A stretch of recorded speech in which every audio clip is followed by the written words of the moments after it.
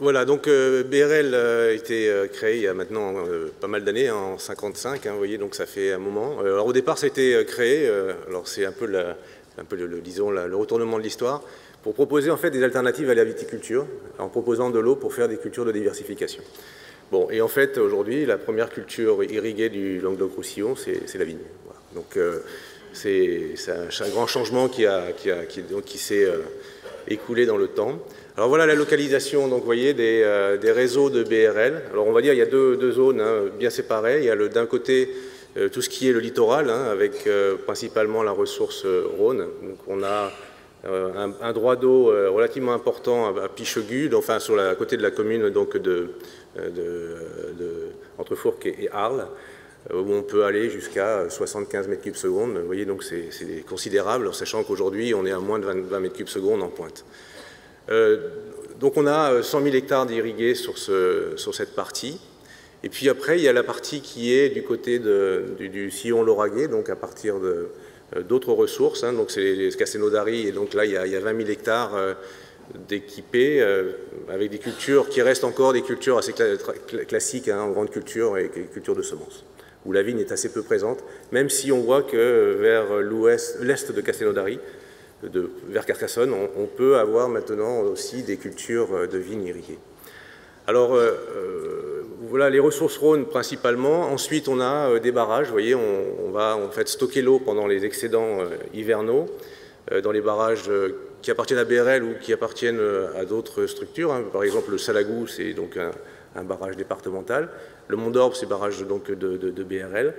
Et donc on a en gros les 2/3 de l'eau distribuée en agriculture qui viennent du Rhône. Alors maintenant il y a le projet Aquadomicia.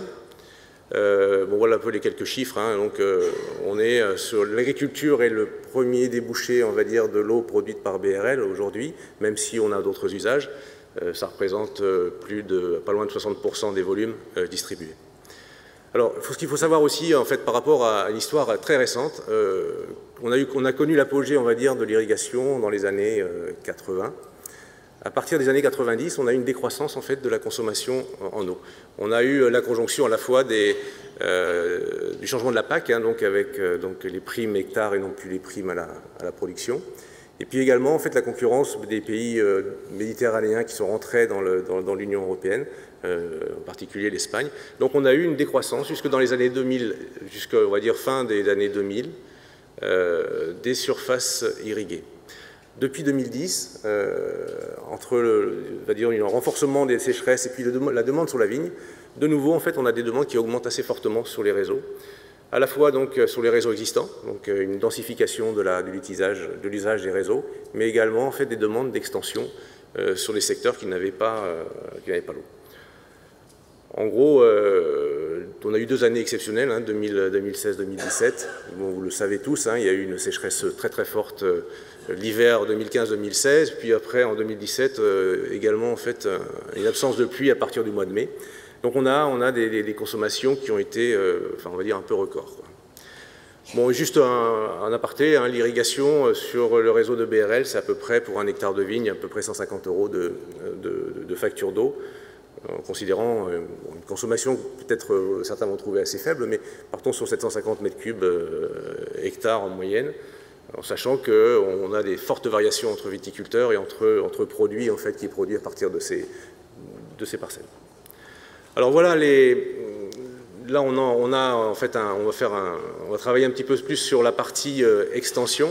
Donc vous voyez ce qui est en vert un peu palo, on va dire, ce sont les zones historiques qui étaient irriguées. Ce qui est vert un peu plus foncé, ce sont les extensions qui ont été mises en eau à partir de 2013. Donc vous voyez, il y a à peu près pas loin de 4000 hectares qui ont été mis en eau en 2013, 14 et 15. En partie liés à Aquadomicia, donc les premiers maillons. Vous voyez les maillons qui sont en rouge sur la carte, ce sont les premiers secteurs qui ont été installés. Donc on part de la zone de Moguio qui est au sud de Montpellier avec un diamètre 1200. Et ensuite après, on a une planification d'extension de cet adducteur, en sachant que la totalité de l'adduction sera bouclée en 2010, fin 2010, début 2011. Donc ça va nous permettre en fait non, pardonnez-moi, en 2020 et 2021, voilà, je me trompe de 10 années. C'était une bonne nouvelle, mais c'était, oui, pas, ça serait vu quand même. Voilà. Donc voilà où on en est aujourd'hui, c'est-à-dire que les roses, vous voyez les maillons roses pointillés sont en construction, donc les travaux ont commencé. Et la partie jaune, sur la partie, on va dire, entre Béziers et Montpellier, cette partie-là sera donc terminée en 2020 ou 2021. Voilà. Maintenant, on va superposer ça en fait à la demande. Donc vous savez que les demandes sont assez considérables. Alors ne serait-ce que sur les zones qui vont être potentiellement alimentées à partir du réseau hydraulique régional, donc le réseau que gère BRL qui appartient donc à la région Occitanie. Donc on a à peu près 10 000 hectares identifiés aujourd'hui. Ce sont tous les ronds. Alors vous voyez, on a mis des ronds avec des couleurs différentes. Alors, la taille du rond n'est pas en fait directement proportionnelle à la surface d'irrigation.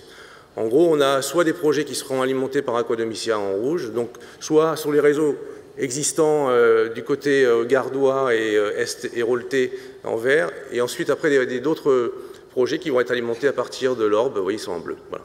Donc globalement, ça fait donc ces 10 000 hectares qui seront identifiés aujourd'hui. Alors on a des projets qui vont de 150 hectares à près de 2000 hectares, donc c'est très variable.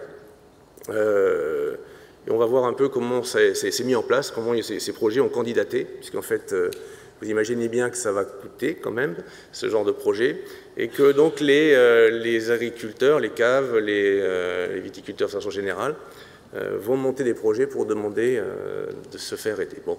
Alors, juste un petit zoom. Alors, les trois départements que sont l'Aude, l'Hérault et le Gard ont commencé des schémas pour identifier la localisation en fait un peu plus générale des besoins en eau.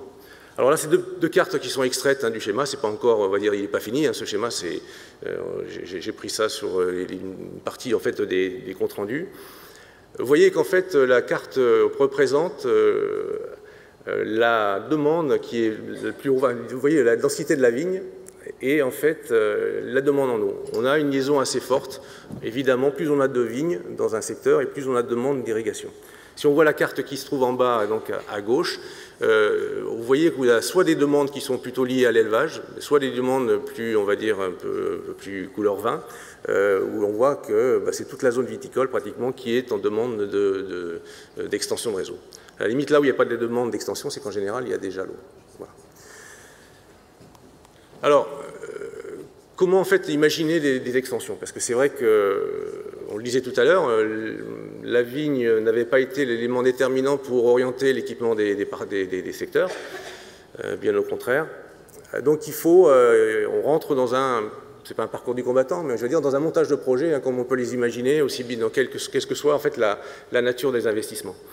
Première étape, une volonté forte d'un territoire. En général, il ne faut pas avoir une personne dans un coin qui demande d'avoir en fait un raccordement. Donc, il faut trouver un porteur de projet. Alors, ces porteurs de projet sont variables. Il y a les coopératives qui jouent généralement un rôle important, mais ça peut être aussi une collectivité. Dans certains endroits, il y a une commune qui considère, ou un groupement ou une agglomération, qui considère qu'il faut absolument développer ce réseau, et donc qui vont être porteurs. Ça peut être un collectif d'agriculteurs, relativement peu nombreux. Donc la première chose, évidemment, c'est d'étudier comment, en fait, alors là on parle de BRL, on parlait aussi des ressources tout à l'heure, il n'y a pas que BRL pour la fourniture d'eau, il y a aussi des ASA qui existent là depuis longtemps, et puis des ressources à certains endroits qui sont encore disponibles au niveau des nappes. En gros, en fait, il y a encore des possibilités à certains secteurs de venir chercher l'eau sur les réseaux, c'est-à-dire que, on peut imaginer jusqu'à 2-3 km que des privés, en fait, enfin que des porteurs privés s'arrangent entre eux pour arriver à équiper, on va dire, une alimentation, donc une canalisation, et en partageant à la fois les frais et l'entretien pour arriver, en fait, à équiper leurs parcelles. Donc ça se fait pour aller vite, quoi, en fait. C'est-à-dire que là, on n'a pas besoin de financement, généralement. On va demander aux bénéficiaires, c'est-à-dire aux quelques personnes qui vont profiter de cette extension, de partager l'investissement. Ensuite, après, on a d'autres choses, c'est les densifications, c'est-à-dire que là, c'est BRL qui devient, on va dire, porteur du projet. Donc là, c'est un petit peu plus compliqué. Bon, on est sur des marchés publics, on a des contraintes supplémentaires qui vont intervenir. Et ensuite, après, on va dire, la grosse majorité des projets, ce sont les nouveaux périmètres. C'est-à-dire là, on considère que on ne peut plus faire ça, on va dire, à la marge. Il va falloir trouver des financements beaucoup plus importants. Et là, vous voyez, là, on a identifié, donc ça c'est une coopérative, enfin 2 coopératives en l'occurrence, qui ont fait des enquêtes auprès des agriculteurs en disant, des viticulteurs, qui seraient prêts à intégrer un projet d'irrigation collective. Quelles seraient les parcelles que vous voulez mettre? Alors là, les couleurs, c'est quoi? En fait, ce sont c'est pas des parcelles cadastrales, ce sont des groupements de parcelles appartenant à un même propriétaire. Donc on voit qu'il y a, en surface géographique, on est à peu près à 80% en fait, de demandes sur ce territoire-là. Voilà. Donc en fait, comment arriver à formaliser cette demande et comment arriver à aller jusqu'au bout de cette demande? Alors, la région, qui est en fait l'élément, enfin, on va dire, fédérateur en fait, de toutes ces demandes, c'est le guichet unique, hein, c'est-à-dire que la région va à la fois en fait, gérer les fonds, ses fonds propres, mais également les fonds du FEADER, des fonds européens, et il va faire aussi appel à des cofinancements des départements. En gros, sur ces projets-là, on peut atteindre 80% de financement. Par contre, ce qui est un peu nouveau par rapport aux vieux projets de BRL, si vous voulez, par exemple, c'est qu'à dire que les viticulteurs, les bénéficiaires vont financer 20%. Avant, on mettait un réseau en place et puis on engageait les irrigants sur de la durée en disant vous prenez au minimum 5 ans de contrat, par exemple, alors que là, en fait, ils vont participer au financement à hauteur de 20%. Alors 20%, c'est quoi? Ça va, pour les projets les moins chers, on est à peu près à 3 000 € de l'hectare, donc 20%, ça fait 600 € de l'hectare. Mais parfois, on peut aller jusqu'à des 10 000 €, voire un peu plus. Voilà. Donc ça peut faire des projets quand même impactants pour les exploitations agricoles. Donc les niveaux de sélection, parce qu'il y a aussi le problème en fait, de ces extensions, il y a deux ressources. Il y a une ressource eau, ça on la voit bien, on voit où elle est. Puis il y a une ressource financière. Donc on va avoir des financements donc régions, Europe et départements qui seront quand même si elles sont, c'est nouveau, c'est important, mais qui sont quand même, on va dire, limités. Donc il va y avoir une sélection des projets pour prendre les projets, ou les classer au moins, en fonction en fait, de l'intérêt de ces projets sur différents critères que l'on va voir. Et une fois qu'on a en fait, un classement de ces appels à manifestation d'intérêt, on passe en appel à projet pour monter ce projet-là. Avec deux choses, hein, deux principales fonctionnalités, on va dire, soit les extensions de réseau, mais quelque chose qui est un peu nouveau aussi pour certains secteurs. Il y a certains secteurs irrigués sur des ressources fragiles qui sont maintenant en fait pratiquement interdits d'arroser. Je vais prendre le cas de l'argent double, que certains connaissent sans doute dans l'Aude. Compte tenu en fait du partage de cette ressource entre l'eau potable, l'environnement et l'agriculture, eh bien, à partir d'une certaine date dans l'année, généralement, il est interdit d'arroser. Donc ça veut dire que ce n'est pas parce qu'on a de l'eau aujourd'hui qu'on en aura forcément demain. Le changement climatique a aussi des impacts évidemment sur ces cours d'eau, et même des impacts très forts pour certains endroits.